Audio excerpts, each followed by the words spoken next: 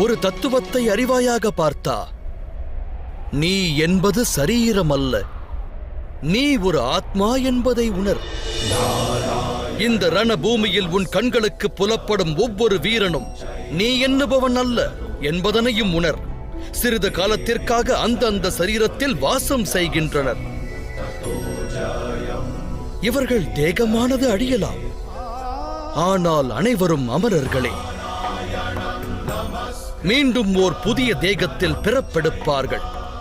தன்னை சுத்தாத்மா என்னும் ரூபத்தில் அறியாதவரை, அதர்மத்தை அடியோடு தியாகம் செய்து தர்ம நிலையை எட்டாத வரையில் அந்த ஆன்மாக்களின் பிறப்பெடுத்து மரணிக்கும் பணி தொடரும்.